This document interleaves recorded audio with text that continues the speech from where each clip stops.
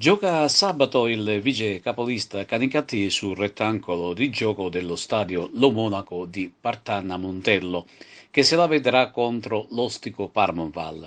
Si tratta di una sfida chiave ai fini della classifica generale in una giornata dove sono previsti anche altri due match di grande importanza. L'Acragas riceve all'Esseneto domenica il rinnovato oratorio marineo dell'ex biancazzurro Pietro Tarantino, mentre al Giovanni Bruccoleri scende in campo contro il locale Pro Favara il capolista Dattilo. Domenica tutta da vivere, in cui chi sbaglia avvantaggerà chi vince e guadagna punti.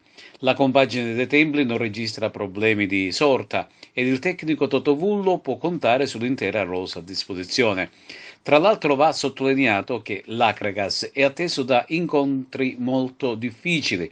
Infatti dopo la gara dell'Esseneto si dovrà recare a San Cataldo contro la squadra del tecnico Catania, poi ci sarà il derby casalingo con il Canicattì e quindi trasferta con i ragazzini della Cefalenium.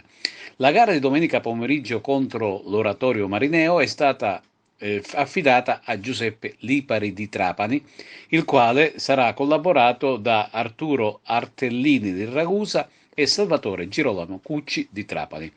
Allo stadio Burculeri lo scontro pro Favara Dattilo sarà diretto da un arbitro proveniente da Savona.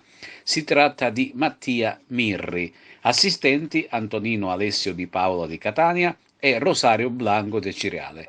Infine, la gara Parmonval Canicattì, in programma sabato pomeriggio in anticipo, verrà diretta da Adam Collier di Gallarate. Assistenti Marco Giuliani e Andrea Calanni, entrambi della sezione di Barcellona Pozzo di Gotto.